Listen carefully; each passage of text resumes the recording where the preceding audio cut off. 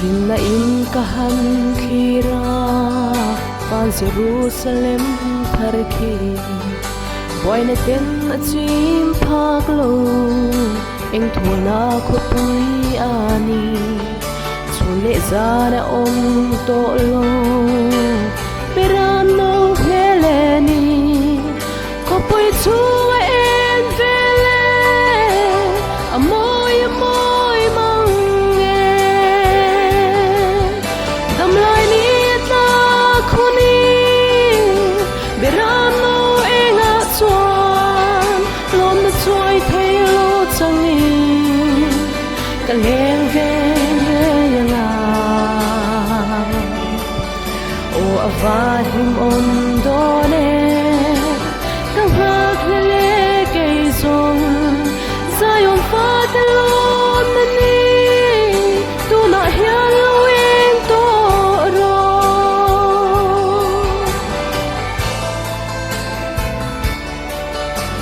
vela hian khem na ten ni tinin min hi china aparim tui leng velin min bom vel chin ma sila Krista phatsan anom chen na hem pui ai chwani ka thang zo kerin nom na wanga sheom tuar po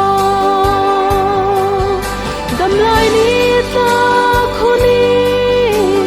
beram no enga chuan lom na choi thei lo changi ka leng ve avahim om done ka hak le ke zong Zion Fatalon ni tu na hialwing to ro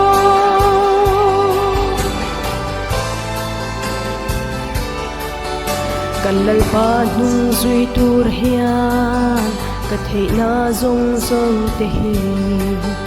atan sâu ka hlan to a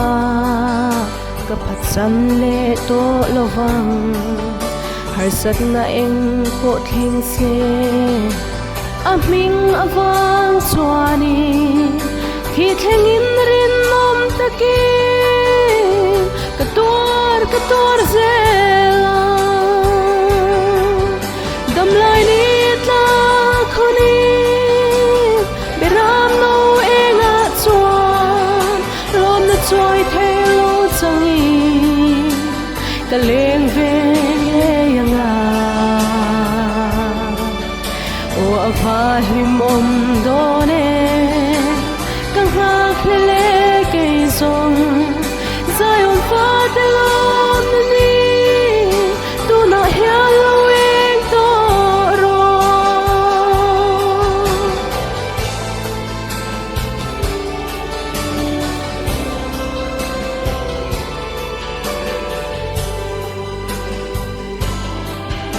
tulaya tuar na te hi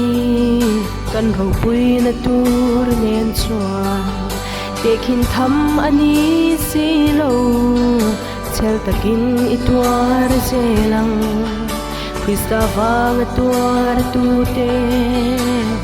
tan lom ni tu chung tiang an cha tuan len ko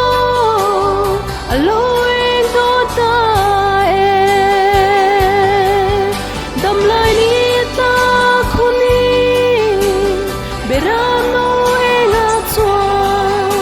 lom na choi thei lo changi ka leng ve yanga o avahim om done